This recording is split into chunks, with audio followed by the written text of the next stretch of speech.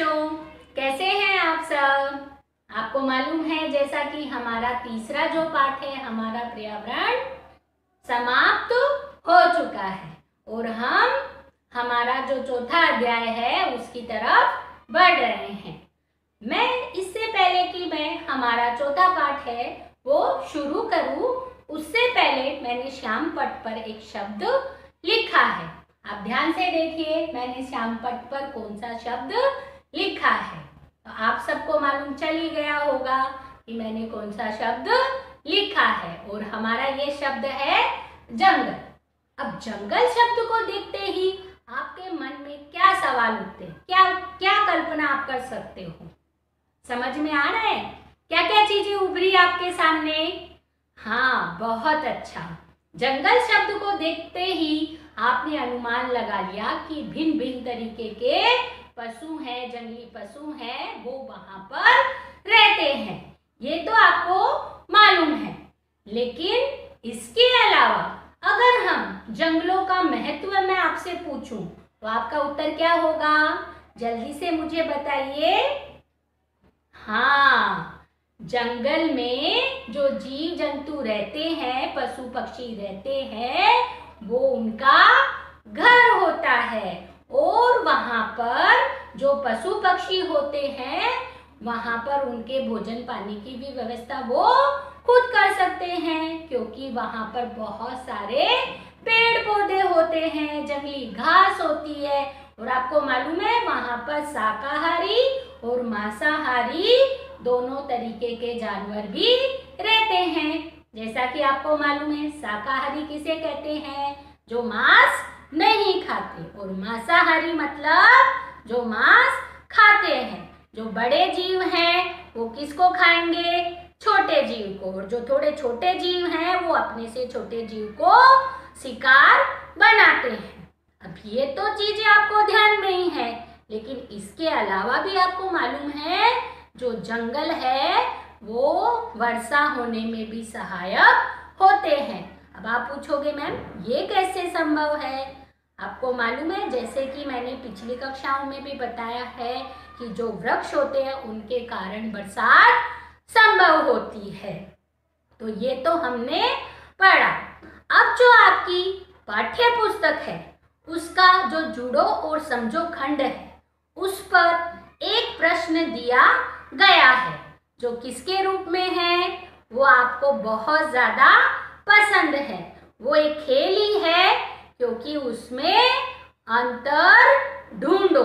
जो आप कहीं जैसे कॉमिक्स बुक है या अदर कोई बुक है उसमें से भी आप प्रैक्टिस करते हो, प्रयास करते हो कि हम जैसे दो पिक्चर दी गई है उसमें से एक कोई चीज हटा देते हैं, फिर आप उसको फटाफट ढूंढ के अंतर ढूंढते हो। तो वो ही चीज हमारे इस पृष्ठ पर दी गई है। सबसे पहले मैं आपको ये पृष्ठ दिखाऊंगी और आपको त्वरित गति से उनमें अंतर ढूंढने हैं। आप अपनी पुस्तक और कलम साथ में रखिए। वो चित्र देखने के बाद में आप उनके 5 अंतर मुझे ढूंढकर बताएंगे, फिर मैं आपसे उन अंतरों की चर्चा करूंगी। तो तैयार हैं आप?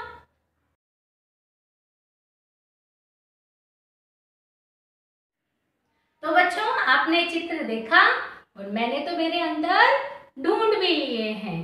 तो मैंने जो श्याम पट पर अंतर लिखे हैं और आपने क्या अंतर निकाले हैं वो हम मिलान करेंगे। तो आप जल्दी से देखिए कि आपने भी ये लिखे हैं क्या। हो सकता है कुछ चीजें मुझे नहीं दिखाई दी और हो सकता है कि आपको वो अंतर मिल गया हो। तो तैयार हैं आप? एक नजर डालिए। सबसे पहले है मैंने कौन सा अंतर निकाला है? एक बादल कम है, हिरन का एक कान कम है, एक बतख कम है और एक पक्षी का पंख भी मुझे नहीं दिखाई दिया, और एक छोटा सा जो पक्षी आसमान में उड़ रहा था वो मुझे दूसरे चित्र में नहीं दिखाई दिया। आशा करती हूँ आपने भी जल्दी से यही अंतर ढूंढे होंगे। तो हम अब आगे बढ़ते हैं और जो हमारा दूसरा प्रश्न है उसमें हमें एक तालिका बनानी है और हमें उसमें उन जानवरों के नाम लिखने हैं आहार क्या है, आहार मतलब भोजन क्या है, या तो वो मांसाहारी है या फिर वो शाकाहारी हैं, तो उनके बारे में हमें लिखना है। तो सबसे पहले आप पृष्ठ देखिए, फिर उनके उत्तर हैं वो मैं मौखिक रूप से बताऊंगी, मैं मेरे हिसाब से बताऊंगी, और आपको जो उत्तर आते हैं, जो पशु हैं उनका भोजन क्या है, वो मांसाहारी हैं या शाकाहारी हैं, वो आपको लिखना है। तो बच्चों, सबसे पहले आपने ये चित्र देखा, उसमें सबसे पहले हमें पशु का नाम लिखना है। अब पशु के नाम में हम, जैसे मैं मौखिक रूप से आपको बता रही हूँ, बाघ है, शेर है, जिराफ है, भालू है, नीलगाय है। अब ये क्या क्या उनका भोजन रहता है, जैसे बाघ है वो जंगली भैंसे भी खा लेता है, सूअर भी खा लेता है, तो वो कौन सा हुआ, मांसाहारी। उसी प्रकार शेर है वो जानवर भी खाता है और मनुष्यों को भी खा जाता है, तो वो कौन सा होगा, नरभक्षी और मांसाहारी में आएगा।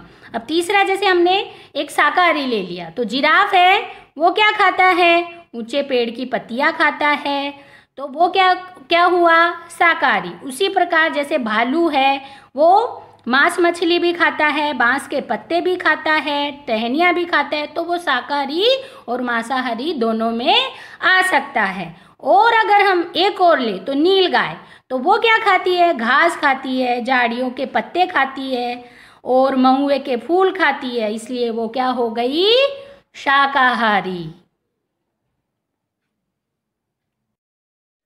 तो बच्चों, अभी मैंने आपको मौखिक रूप से जो हमारा प्रश्न था उसके उत्तर मैंने बताए, उनके ऊपर मैंने चर्चा की। आप अपने हिसाब से भी उन पशुओं के नाम लिख सकते हैं, उनके आहार लिख सकते हैं, या फिर वो मांसाहारी हैं या शाकाहारी हैं, वो आपको लिखना है। इसके अलावा, जैसा कि मैंने पहले बताया था कि जो जंगल में पशु पक्षी रहते हैं वो अपने भोजन पानी की व्यवस्था कैसे करते हैं, वो मैंने आपको बताया। या तो वो वृक्षों के ऊपर जीवित रहते हैं, घास होती है वो खाते हैं, पत्तियां खाते हैं, या फिर एक दूसरे का शिकार करके वो अपना आहार प्राप्त करते हैं। अब आपको बच्चों मालूम है कि इन दिनों क्या हो रहा है, इन दिनों में ये हो रहा है कि जो जंगल है वो काटे जा रहे हैं।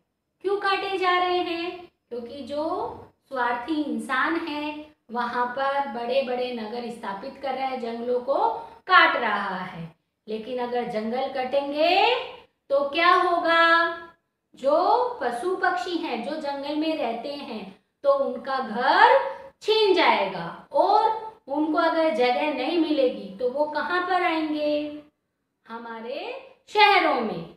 अब ये किसके कारण हो रहा है, मनुष्यों के द्वारा, क्योंकि जो मनुष्य है वो जो जंगली जानवर हैं उनके घर छीन रहा है।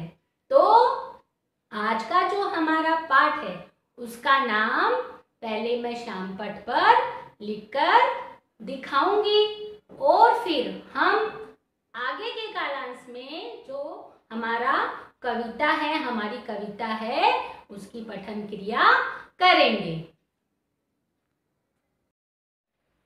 तो बच्चों, जैसा कि मैंने हमारा जो पाठ है उसका नाम है हमारी भी सुनो, तो मैंने जो ये हमारी शब्द लिखा है वो आप अंदाजा लगा सकते हैं किसके लिए लिखा है। जैसा कि मैंने कुछ आपको थोड़ी देर पहले बोला भी था कि कौन परेशान हो रहा है और क्या काटे जा रहे हैं, तो आपका अंदाज, आपका अनुमान सही है।